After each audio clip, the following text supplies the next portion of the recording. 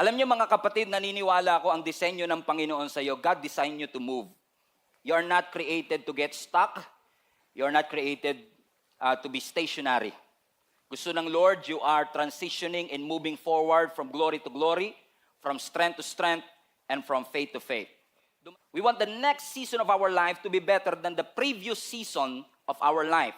Wala naman po siguro sa ating nangangarap na kung gaano kamasalimuot ang 2022, ay baunin pa natin yan sa 2023.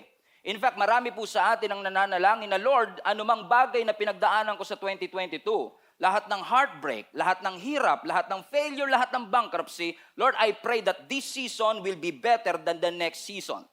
Hindi po masama mag-claim yan kasi ipinangako naman ng Panginoon na meron siyang magandang plano sa ating buhay. And God can live up to what He has promised.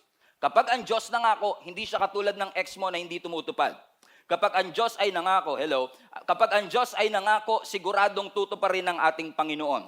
Ang tanong, kung ang Diyos ay tumutupad sa pangako, bakit marami pa rin mga churches ang hindi effective? Bakit marami pa rin mga Christians ang weak at mahina? Why do we meet a lot of people, they have houses but they don't have homes? Why do we meet a lot of people, they have money but they don't have peace? They have plans but they don't have purpose. Obviously, something is wrong. Ibig sabihin, people are not experiencing the power of God in their lives. We preach about the power of God, we sing about the power of God, we wrote songs about the power of God, but we've never experienced to the fullest the power of our God. No wonder there are so many people, so many Christians have little impact. And my feasibility study for you today is for you to understand, hindi po natin talaga problema yung ating pinoproblema, kundi most of our problem has an underlying cause. Kung pagbabasihan natin yung text na binasa natin kanina, ang sabi ng scripture, meron daw isang farmer na naghasik ng buto, pare-parehong buto, pero bumagsak sa iba't ibang lugar. Yung unang binagsakan sa North Luzon Expressway, hindi tumubo. Yung pangalawang binagsakan sa Thorny o sa Mabato sa Batuhan, hindi tumubo. Ang next na pinuntahan ay dun sa Thorny o Matinik, hindi rin tumubo. Pero yung buto na napunta sa good soil, yun ang namunga 100-fold, 60-fold, 30-fold. Mas marami sa kanyang unang inihasik. Ano ang reason kung bakit hindi tumubo dun sa tatlong lugar? Dahil ba sa buto? There's nothing wrong with the seed. Ang problema, sa soil. Sa lugar na pinagbagsakan ng seed. Kung titignan niyo uli ang verse, ang sabi doon, because there's no depth in their roots. Ibig sabihin, yung buto, gusto niya namang tumubo, gusto niya namang lumabas, pero wala siyang makapitang soil. At dahil hindi makapenetrate yung ugat, hindi lumago yung halaman. Alam niyo mga kapatid, this is a good illustration of many problems that we encounter in our life. Napansin ko mga kapatid that we are so focused on the fruit, and we never gave attention to the root. Let me repeat. Many Christians nowadays, we are so focused on the fruit, on the harvest, but we give no attention to the root. In fact, kung titignan nyo ang Genesis, ang kinabagsakan ng humankind, fruit. Naalala nyo si Adam and Eve? Ang sabi ng scripture, when they saw that the fruit was good, they ate it. Ayaw nyo akong pansinin, ha? When they saw that the fruit was good for the eyes, but it doesn't mean it's good for the soul. It looks good, it tastes good, it smells good, but it doesn't mean it's good for your soul. Dahil nakafocus sa fruit, nakafocus sa bunga, hindi napagyan ng pagtuunan yung root. This is a picture of many problems that we encounter nowadays. Most of your problem is not a fruit problem, it's actually a root problem. Because if the root is compromised, the fruit will be jeopardized. Let me repeat. If the root is compromised, the fruit will be jeopardized. Kung titignan nyo naman ang Bible, mga kapatid, dalawa lang naman po ang pagpipilian ng tao kung saan niya gustong kumampi. Ang sabi ng scripture, saan nyo ba gusto? Sa blessed life o sa cursed life? Sa abundance or sa barrenness? Sa sin or sa righteousness? May advantage kapag pinili mo ang tama, may disadvantage kapag pinili mo ang mali. Ang sabi ng scripture sa Proverbs chapter 12 verse 3, sin cannot offer security. Ibig sabihin, kung pipiliin mo yung maling side, walang security kapag pinili mo ang mali. Amen. Thank you. Amen, Pastor. Preach it. Hallelujah. Amen. Sin cannot offer security, but if you live right, you will be secure as a tree with deep roots. Meaning, kung may mali sa bunga, check the roots. I-check mo ang ugat, kapatid. What am I saying? Kung may mali sa mga buhay natin, hindi ko sinasabing laging ganito ang sitwasyon. This is maybe not an absolute truth. But if there's something wrong with your life, imbis na maghanap tayo ng masisisi, let us check the root. I-check mo yung values mo, work ethics mo, behavior mo, habits mo, convictions mo, because those are root systems of your life. Kasi kahit na gaano kataas ang pangarap natin, kung may mali sa values natin, walang mangyayari. Let me rephrase. Kahit na gaano kataas ang gusto mong marating, your attitude will determine your altitude. Yung skyscraper is an illustration of what really God wants for your life to be. Kahit anong floor na ho ang meron ka sa buhay mo, there's always another level for your life. Gaano ka man ka-successful, there's always another level for your life. At ang destiny na inilaan at pinagbayaran ni Kristo para sa iyo, kapatid, is skyscraper, hindi bonsai. Don't settle for less. Pero ang tanong, pag nagtatayo ka ng mataas na building, hindi ako engineer, dapat malalim din ang pundasyon na iyong itinatayo. If you want to grow higher, you have to dig deeper. You want to grow up, you have to grow down. Lahat tayo madaling mangarap ng skyscraper. Lahat ng dreams, skyscraper. Pero walang gustong magbigay ng atensyon to check our roots. To build the right foundation. Gusto ng building, tamad maghukay. Ang first stage of building buildings, I believe, na pinaka-importante is for us to dig deeper. And when you dig, watch this, when you dig with a growth mindset. Pag nagpatayo ka ng bahay, ini-imagine mo na kagad kung gaano kataas yung bahay na gusto mo. 3rd floor, 4th floor, at yung lalim ng hukay mo nakadepende sa taas ng building na gusto mo. Mali ba yung sinasabi ko? O tama? Tama. Amen? Amen. So ibig sabihin, naguhukay ka pa lang, meron ka ng perspective kung ano gusto mo mangyari. So kung ikaw, kapatid, ay merong growth mindset, you will not just dig. You will dig deeper. Kung meron kang winner mentality, you will not just dig. You will dig deeper. Knowing na ang plano ng Panginoon sa iyo ay hindi lang pangkawayan, kundi pang skyscraper. At kung skyscraper ang plano ng Panginoon, kailangan mas malalim yung hukay natin. At pag naguhukay ka, may pala ka kunwari, naguhukay ka, amen, you are actually digging by definition, is actually turning the soil over. By definition, pag naguhukay ka, binabaliktad mo lang yung soil. Bakit, Pastor? Because you are creating room for the plant to grow. Kaya ka naguhukay.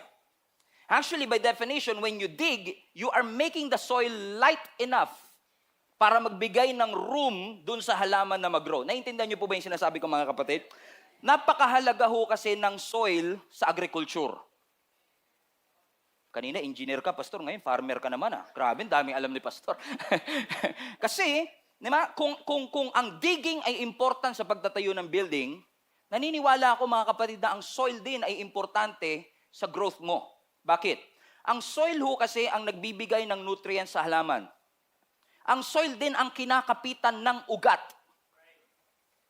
ng halaman. So ang question, kamusta yung soil na nasa paligid mo? Alam niyo kung bakit minsan kailangang idig? Kasi may mga soil na hindi okay. Kailangan yung soil maging mataba. Kaya nga mga kapatid, minsan nagtataka ka, determined ka naman, masipag ka naman, but because you are surrounded with bad company, you're not growing. You should check the soil. Sabihin nyo nga po sa katabi nyo, check the soil.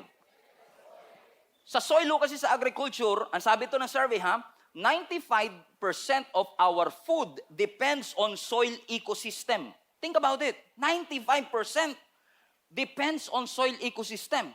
So ibig sabihin mga kapatid, kailangan hindi lang mabuti at maayos ang buto, dapat ang soil mabuti rin.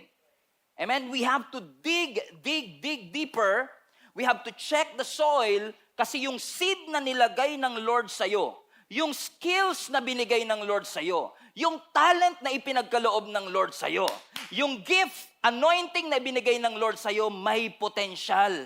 Huwag mong hayaang kainin ng maling friends.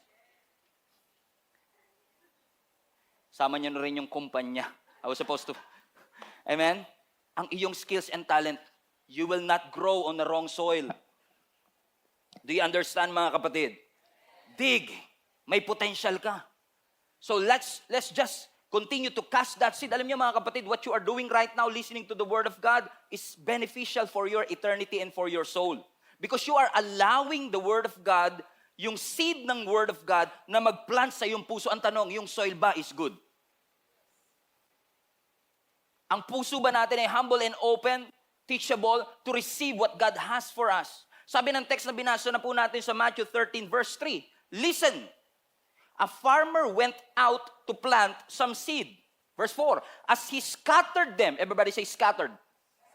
Scatter. Ang scatter ho kasi is, sa unang panahon, sabi po ng mga nabasa ko mga kapatid is that, nung unang panahon, when farmers are sowing, they usually use their hands. No? Yung buto, ini-scatter nila gamit yung kanilang kamay. So ganun yung nangyari sa Matthew 13. May isang farmer na naghasik ng buto, iba-iba ang kanyang binagsakan because you are literally casting the seed. In fact, ang Old English term dito ay broadcast. Ano sa TV and media, we call it broadcast because you are actually casting it on a broader place. Just like what we're doing right now. We are streaming this service live online nanggaling sa isang lokasyon, but the seed ay nakakast sa iba't ibang panig ng mundo. So sometimes walang problema sa seed. Minsan may problema sa tumatanggap ng seed. Etong Pastor Stephen na to, lagi akong pinapatamaan nito. Or, tinatama ako ng Lord ngayon. What kind of seed, what kind of soil are you? What kind of heart you have sa araw na ito? Because yung seed na yan, may potential. Yung personality, yung gift, yung talent na ipinagkaloob sa iyo ng Lord, may potential. At hayaan mo na ma-maximize natin yung anumang bagay na ipinagkaloob ng Panginoon sa atin, anumang resources na ipinagkatiwala ng Diyos sa atin, ay masiguro natin na ma-maximize natin at yung potential natin bilang mga anak ng Diyos ay ma-maximize to the fullest. Kasi lahat ng mga seed, napansin niyo, lahat ng mga achievements natin galing sa seed, sa idea. Yung business na naitayo mo galing sa dream. In fact, even our biological life galing sa seed. So yung seed may potential. So ibig sabihin, there's nothing wrong with the seed, pero minsan nagtataka tayo kung bakit hindi nagiging epektibo ang ating buhay. We have this what we call harvest problems. And usually, mga harvest problems natin are usually caused by a seed problem. Usually caused by a soil problem. If you don't like the fruit, you should check the root. Kung hindi natin gusto ang bunga, kailangan i-check natin yung ugat. Minsan madali tayong maghusga, madali nating ma-minimize yung achievement ng iba. Kasi nakafocus lang tayo sa harvest nila. Sa achievement nila. Nakapanalangin na rin po ko niyan. Lord, gusto ko mag-harvest. Ano mang pinangako mo sa akin, makuha ko sa aking buhay. Eh minsan pag nakakita tayo ng building na malaki, kunwari sa BGC, o kaya sa Makati, sabihin natin, oh, what a beautiful building. Pag nakakita tayo ng isang talented na person, sabihin natin sa kanya, wow, galing naman yan. Parang ang dali-dali lang sa kanya. Parang naturally gifted siya. Parang naturally anointed, naturally blessed, naturally talented. Most of the time, hindi sila naturally talented. Hindi mo lang nakita yung digging process.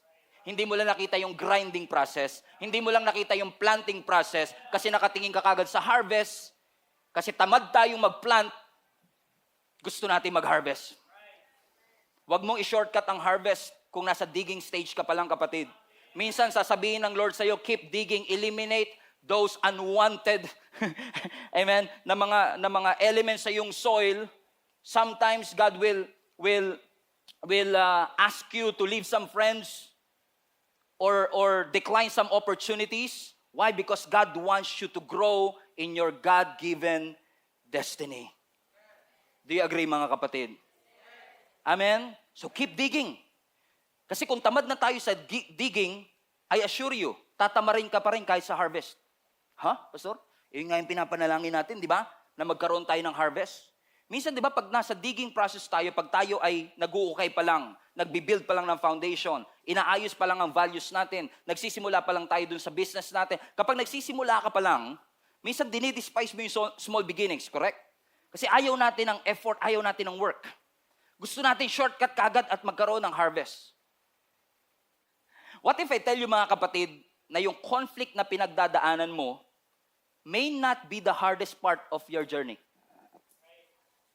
What if I tell you na kung mahirap ang planting, minsan mas mahirap yung harvest? Think about it. Di ba tayo may idea tayo na kapag harvest, lahat ng tinanim ko noon, aanihin ko na ngayon. Kaya maraming tao at mga nagtatrabaho ngayon, Pastor, ang pangarap ko makapag-retire as early as possible. Ano ang unang pumapasok sa isip nyo kapag retirement? Nasa dagat kayo, may mango juice, tsaka may mango juice na may payong. Correct? Yun yung idea natin ng retirement. Yung araw-araw nakahiga ka lang, sinusubuan ka ng grapes, pinapaypayan ka. Yun yung idea natin ng retirement. Kaya excited na excited ka sa harvest. Kaya ikaw grinding. You're killing yourself to death. Hindi ka nagpapahinga because ang iyong pinaghahandaan is yung harvest time. Correct? But what if I tell you na minsan mas mahirap pa yung harvest kaysa sa planting? Imagine mo kung nagtanim ka ng mais. Buong farm, 1 hektaryang mais. Pinag-pray mo, Lord, i-bless mo naman para umani. Umani ka. Ang daming mais.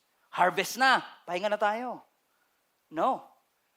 Hindi aanihin ng mais yung sarili niya. Kailangan may pumunta ng isa-isa dun sa mais para i-harvest siya. So harvest means work. Kaya marami sa atin ang nafo-frustrate kasi nag-pray ka ng promotion, binigay ng Lord yung promotion, ang inisip mo sa promotion, relaxation. Harvest na promote ako, sabi ng Lord, okay, gusto mo ng harvest, promotion, here you go, promotion. After 2 years, tinestify mo pa yung promotion. After 3 years, Lord, ano ba naman tong trabahong to na binigay mo? Sabi ng Lord, di ba gusto mo ng harvest? Gusto mo ng promotion? Oo nga po, Lord. Bakit? Akala kasi natin yung promotion, relaxation. Promotion means more work. The company is paying you to absorb stress. Amen. Nung nagka-business ka, Lord, harvest. After 1 year, magkakaroon kami ng iba't ibang branch sa iba't ibang dako ng Pilipinas para makapagpahinga na ako. And guess what? Nung nalagay na yung 7 branches, hindi ka na makatulog, wala ka ng time sa family mo. Sabi mo, Lord, ba't ganito? Pinag-pray ko harvest. Sabi ng Lord, harvest nga eh. Yun nga lang, may mali tayong conception that harvest means relaxation. But harvest doesn't mean relaxation. Harvest means work. You have to work out and claim, possess the possession that God has entrusted into your life. Now you understand kung bakit 1 year ago, tuwang-tuwa ka sa blessing, right now, you are complaining the same blessing na ipinagpasalamat mo, at ang tanong mo ngayon, what happened to my miracle? Because of the wrong perspective. But we thank the Lord. Kung pinopromote ka ng Panginoon, kung i-expand ng Lord ang territory mo, ini-enable ka rin ng Panginoon para mapagtugumpayan ang iba't ibang mga challenges sa level that you are in right now. May concept kasi tayo, kapag blessed ang isang simbahan, walang problema ang isang simbahan. Hello? Na kapag maraming mga outreaches ang isang simbahan, we have a concept of church planting means relaxation. No. And I say this with all humility, my friend. What if the harvest that you are praying for is already here? But because you have a concept of harvest as relaxation, nakita mo na yung mais, ayaw mong anihin. Nabubulok na yung harvest, hindi mo mapakinabangan kasi tinatamad kang magtrabaho. Parehong hindi po madali. Pareho pong nagre-require ng dedication and commitment. Kaya nga po sinasabi ko, kung nahihirapan ka sa digging, dahil nakita mo yung iba nagfi-finishing na, ikaw nasa digging process pa din, nagpipintura na sila, ikaw naghuhukay pa rin, naglalagay na sila ng furniture, ikaw nag-uukay pa rin, huwag kang mag-settle for less dahil lang nag-finishing na sila. Amen, nape-pressure kasi tayo dahil iba naglalagay na ng mga flower vase, naglalagay na ng kanilang mga kurtina, ikaw nasa digging process pa rin. Kaya ka gustong paulit-ulit na sabihan ng Lord, keep digging, kasi ang sinasabi ng Panginoon, sila hanggang third floor lang, pero yung sa'yo pang skyscraper. You have to keep digging. Keep digging. Keep digging. At dahil nakita mo yung iba, mas maganda na na-achieve, mas malaki na ang sweldo nila sa iyo, nung nagbigay ng opportunity sa paligid mo, grinab mo agad. Ayoko na ng digging. Ayoko na ng hirap.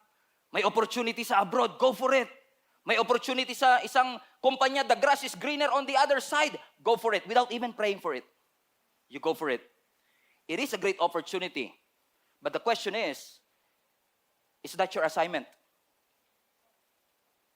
Kasi kahit gaano kaganda ang opportunity, kung di yan ang assignment ng Lord sa iyo, don't do it. Don't do it. Hindi lahat ng opportunity blessing. Yung iba patibong. Ang sabi ng Bible, commit yourself to the Lord and He will establish your plans. Anong sikreto? I-commit mo ang sarili mo sa Panginoon. Kasi kapag kay Lord ka nakatingin at hindi sa katabi mo, kapag kay Lord ka nakatingin at hindi sa Instagram feed ng kapitbahay mo, ang sabi ng Scripture, when you commit yourself to the Lord, He will establish your plans.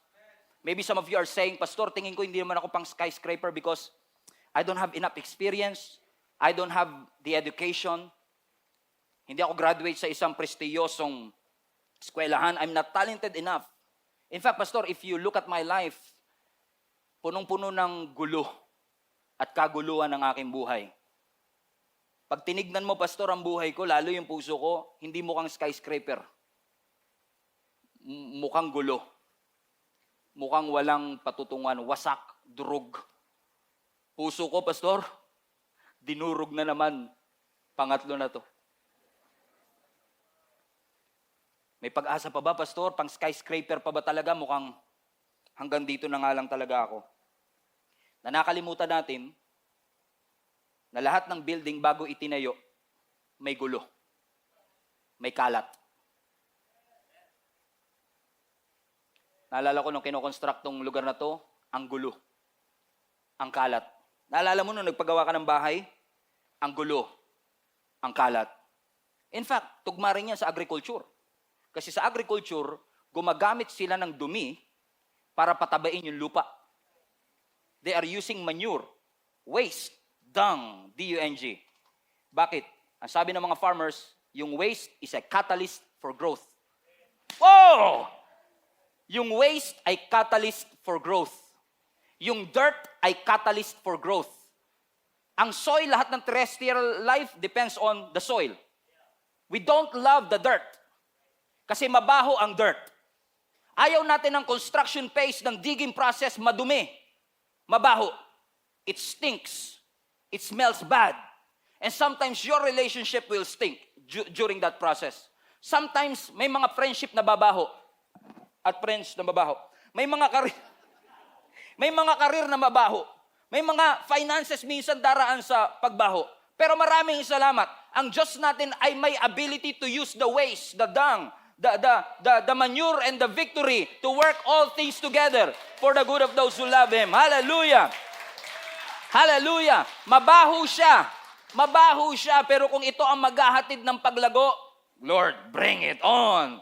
Bring it on. Kasi salamat, Lord, kasi anumang duming pinagdaanan ko, anumang under construction phase na pinagdaanan ng buhay ko, if you will just look 5, 10 years before where you are right now, ang dami mo makikitang gulo. Bago ka nga makapagluto ng masarap na pagkain, magulo yung kusina eh. Minsan nagre-reklamo tayo, ang gulo ng kusina namin. Salamat na lang din, may nailuluto ka, kaya magulo eh. Amen? And sometimes we despise this waste, we despise this dung because it smells bad. It's a waste. But we thank the Lord because your God has an ability to take what you think is wasted to bring you to your God-given destiny. Let me put it this way. Yung wasted relationships, quote and quote, is actually your fertilizer for growth. Your wasted opportunities are actually fertilizers for growth.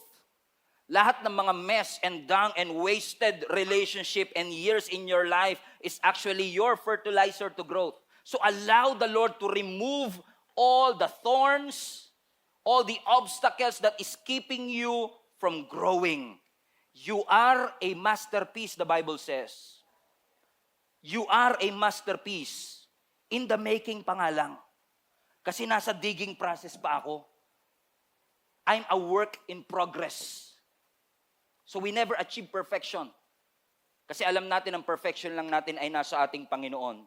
So babalik at babalik pa rin tayo sa pundasyon. Huwag nating kakatamaran, kapatid, ang paghuhukay para makapagtayo ng tamang pundasyon. Kasi your finances will be challenged. Your relationship will be challenged. Your career will be challenged. May dadaang bagyo, may dadaang sakuna. And if your foundation is not deep enough, you will crumble and fall. Matthew 7:24-27. Everyone, therefore, basahin po ninyo, sabay-sabay tayo. Everyone who hears these words of mine and puts them into practice is like a wise man who built his house on the rock. The rain came down, the stream rose, and the winds blew and beat against that house, and yet it did not fall. Why? Because it had its foundation on the rock.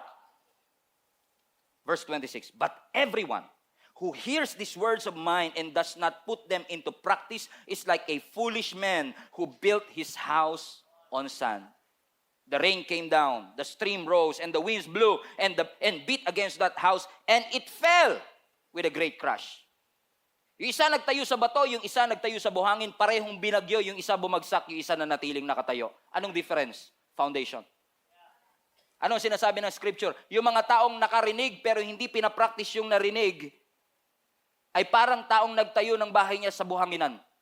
Bakit? Hindi mo in-apply yung natutunan. May wisdom kang nakuha, hindi mo natutunan. Nabasa mo, ang seatbelt nakakapagligtas ng buhay, ayaw mo mag-seatbelt. Because wisdom is applied knowledge. Madaling mag-acquire ng knowledge these days because of Google. But wisdom is applied knowledge. When you apply the word of God that you receive, when you apply the knowledge that God has given to all of us. So kung ano mang natutunan, sidetrack, kung ano man natutunan mo sa parents mo, sa boss mo, sa leader mo, sa churchmate mo, sa pastor mo, put them into practice. It's for your own good. Amen? Kapag sinabi nilang baguhin mo na, baguhin na. Easier said than done, Pastor? Yes. But it's for your own good. It's for our own good. Tigas ng ulo mo, sabi mo, tigas ng ulo mo. Kasi ngayon, di ba, January 8, 2023. Sino po sa inyo tumalon nung December 31, sa pag-aakalang tatangkad pa siya? At nagkaroon ng mga New Year's resolution. Right? Sabi natin, this year, magda-diet na ako. This year, hindi na ako kakain ng matatamis. Ba't kumakain ka ng leche flan? Pastor, hindi ganun katamis. Mga palusot. Madalas akong ganyan, Pastor, tikman mo to. Hindi kasi ako mahilig sa sweets eh. Pag tikman mo to, Pastor, tikman mo to. Bakit? Hindi masyadong matamis. Nag-dessert pa, hindi naman masyadong matamis. Alam. Church, ang goal ko for this year, like our church, ang goal natin to establish 7 churches. Ang goal mo siguro sa buhay mo, magkaroon ka ng 1 million in your bank account. Maybe ang goal mo makapagpatayo ng sarili mong bahay this year. Maybe ang goal mo makapagtapos ng pag-aaral o makapasa sa board exam. Those are good goals. Unfortunately, madaling baguhin ang goals, mahirap baguhin ang habits. Let me repeat, madaling baguhin ang goals, mahirap baguhin ang habits. Kahit magbago tayo na magbago ng goals, kung hindi tayo magbabago ng habits, hindi natin ma-fulfill at magagawa yung ating mga goals. Bakit? May pattern na kailangang wasakin para tayo ay lumago doon sa destiny na pinapagawa at pinapapuntahan ng Panginoon sa atin. I don't know who is this for, pero yung 47 ex-girlfriend mo, it's not a mistake. It's a cycle. There is a pattern. Yung lumipat ka sa 14 companies in 2 years. Naka 14 companies ka na eh. Walang kwenta yung mga employer na yan. Sarili lang nila iniisip nila. It's not a mistake. Obviously, something is wrong. And you cannot grow if you are not free. You have to be free from that cycle, my friend. Gusto mong tumayog at tumaas, you have to be free from that cycle. I'm preaching to myself too. Gusto mong lumaya. Gusto mong lumago. Kailangan ma-free ka sa mga cycle na yan. And minsan, kapag hindi natin na-achieve ang mga plano ng Lord, hinuhusgahan natin ang ating sarili. I'm not talented enough. I'm not gifted enough. I'm not educated enough. But most of us, mga kapatid, hindi natin na-achieve yung mga dapat nating ma-achieve. Hindi dahil hindi ka talented. Hindi dahil hindi ka anointed, kundi ikaw ay trapped sa isang vicious and unproductive cycle na kailangan kang palayain ng ating Panginoon. We all need to be free from that cycle. Cycle of procrastination, kaya hindi tayo makapagdig. Vicious and unproductive cycle. We keep on feeding it. Sabi mo, magbago ka na, Stephen. I want to change. We all want to change. And if we really want na yung skyscraper destiny ay maranasan natin, Lord, enable us to change. Kasi naniniwala ako mga kapatid, ang true change, ang tunay na pagbabago, effortless. Kasi it is the grace of God that will enable you to change. Madalas tayo mag-preach sa ibang tao, magbago ka na, pero pagdating sa ating sarili, ako yan. Biruin mo, araw-araw ka nagpipreach, magbago na kayo. Pero ako mismo, pag pinipreach ko to sa akin sarili, mahirap din. I'm just being true to you. Tao din po ako, hindi naman tayo robot eh. Mahirap din talaga. Parang, pag nagliligawan pa lang kayo, sabi ng isa, yee, huwag kang magbabago ha. Huwag kang magbabago ha. Nung naging kayo na, magbago ka naman. Diba? After 3 years, naghiwalay. Oh, ba't naghiwalay kayo? Nagbago na siya, pastor. Ang gulo, sakit sa ulo, sakit sa bangs. Bakit? Amen? Kasi hindi talaga tayo mababago kung mali ang ating pinapakain. If we don't protect the soil, if we don't put the seed on the right ground. Amen. Whatever you feed, it will grow. Kung ego ang lagi nating pinifeed, yun yung lumalago. If negative thoughts, yun ang lumalago. Kung doubt, yun ang lalago. Kung mediocrity, yun ang lalago. Kung fear, yun ang laging lalago. If you keep on digging on your history and not focus on your destiny, you will always settle for less. You will never achieve the God-given destiny that God has for you. Keep digging. Kung sinasabi ng Lord, magdig lang tayo. Kasi para tayo yung building na itinatayo ng Panginoon na may magandang plano siya sa ating buhay. And you have to work it out, my friend. You have to work it out, my friend. Work it out. Work it out. Amen. Work it out. Sino sa inyo nangangarap na makapagpatayo ng sarili niyong bahay one day? Okay. Kahit magpa-deliver tayo dito ng semento, ng buhangin, lagyan natin ng tubig, hollow blocks, pala, construction materials. Sabay-sabay nating tignan for 10 years. Magiging building ba siya? Hindi. Hindi yan magiging building pag tinignan mo lang. Evolution, pastor. Evolution. No. You have to work it out. The same thing with our destiny. Maganda ang plano ng Panginoon sa atin, skyscraper, but you have to start working it out. Verse 9, 1 Corinthians 3, I will close with this. For we are both God's workers. You are God's field. You are God's building. Because of God's grace to me, I have laid the foundation like an expert builder. Now others are building on it. But whoever is building on this foundation must be careful. Why? For no one can lay any foundation other than the one we already have. Sino? Jesus Christ. Sabihan nyo na ako ng corny, sabihan nyo na ako ng cheesy. Pero let me tell you this, global family, you have to go back to the basics. Huwag mong katamaran ng basics, kapatid.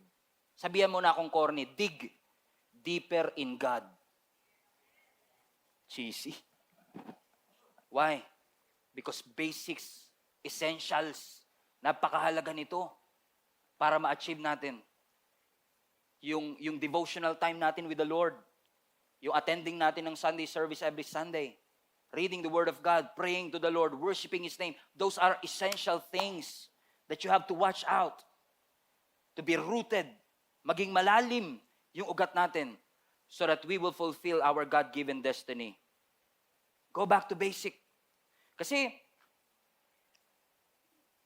if there's something wrong with us, let's say for example, lumapit ka sa isang doktor. Sabi mo, Dok, may problema po ako eh. Hindi po ako kumakain, hindi po ako natutulog, hindi po ako nag-e-exercise, ang sama po ng pakiramdam ko. Ano po kayang dapat kong gawin? What do you think ang i-advise ng doktor sa kanya? Pastor, Dok, ba't ganun? Ang sama ng pakiramdam ko. Hindi ako natutulog, hindi ako kumakain, hindi ako nag-e-exercise. Ano kaya sasuggest ng doktor sa kanya? Hindi ako doktor, no? Pero I think, ang sasabihin ng doktor siguro, try mo munang umuwi. Matulog ka, kumain ka, mag-exercise ka, and if symptoms persist, go back to me. Correct? Ano yung sinasabi ng doktor? Go back to basics first. Baka mamaya, Pastor, Dok, hindi ako makatulog. Cancer ba to, Dok?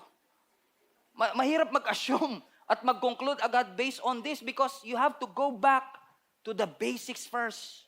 You have to go deeper in the Lord because your potentials are paralyzed because you are trapped in that cycle. Go back to basic. Pray to the Lord. Maglaan ng panahon every morning to talk to your God. Maglaan ng panahon to read some books. Read the Word of God. Bumalik ka sa nakagawian mo. Masyado ka ng busy, hindi ka na nga nakakapagbasa ng libro katulad dati. Paggising mo ngayon, diretso ka na kagad sa shower. Dati, nakakapagmuni-muni ka pa. 10 minutes. Let's go back to that basics. Balikan natin. Kasi naniniwala ako mga kapatid, na kung pagtsatsagaan natin at pagkakatiwalaan natin ang Panginoon sa planting, sowing, and digging season of our life, siya ang bahala. Healthy things will always grow. Take care of the root, and you will grow. At kung dumating yung pagkakataon na ibigay sa atin ng Lord ang harvest, claim it and receive it. And say, Lord, enable me for me to be able to accomplish what you have purposed para dito sa bagong season, sa bagong lugar na pinaglagyan mo sa akin. Huwag tayong masyadong excited lang sa victory, ayaw natin ng battle. Masyado tayong excited sa conquering, ayaw natin ng conflict. Sometimes victory includes conflict. Sometimes victory includes battle. And if it means na kailangan ko magdig at magdig ng magdig hanggang ma-reach ko yung fullness of my potential, Lord, I will trust you. I will trust you. Magtitiwala ako sa iyo, Panginoon, because I know that the better the foundation, the longer that it will last.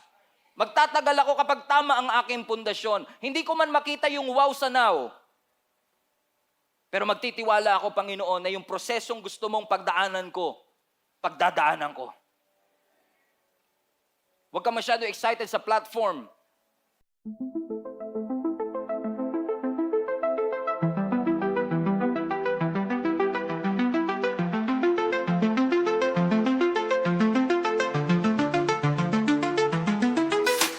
I woke up to the silence where your voice used to be. Found a stranger in your place, a ghost of you and me. The city lights outside my window, they don't shine so bright. Since you walked away, I'm left to face the dark of night. Your whispers still echo, a haunting melody. A siren's call that beckons me to the shadows of our memory, where love and lies entwine. A fatal heart of mine beats to the rhythm of your deceit, a love that's lost in time. Like shadows in the night, they whisper your name. A melancholy hue that stains my heart in flames. I'm searching for the truth in the eyes that used to love, but like a mirage you vanish, leaving me to rise above. Na ayaw mong dumaan sa process. Dahil feeling mo napag-iiwanan ka na and you are losing opportunity. No, you are growing your roots. Be patient. You are growing your roots. Be patient. Trust the Lord. Don't rush. Be patient. Trust Him. Trust His Word. Be patient. You want it right now or you want it right? Your choice. Keep on digging. As long as sinasabi ng Lord na magdidig lang tayo at maghuhukay tayo, Lord, we will trust you. We will keep on digging. Mas malalim para sa mas mataas na pagtawag mo sa aking buhay. I don't know who is this for, but I can sense that some people here in person and those who are, maybe somebody who is joining us online, alam mong may mataas na pagtawag ang Panginoon sa iyo, but you are afraid to take that step out of your boat, out of your comfort zone. Kasi you are underestimating what you can do and what God has gifted you to do. But today, I believe God is talking to you. He's telling you, get out of your comfort zone. You can do more than that. Be who God wants you to be. And trust that whatever it is that God has designed and purposed for your life shall be accomplished. Keep on digging. Keep on digging. Roll up our sleeves and keep on digging. Keep on praying. Kahit hindi ko pa maramdaman ang sagot. Keep on reading. Keep on listening. Keep on forgiving. Keep on desiring to grow and mature. And I assure you, maririnig ng Panginoon ang ating panalangin. And He will bring you to your skyscraper destiny. Father, we thank you. Let's bow our heads.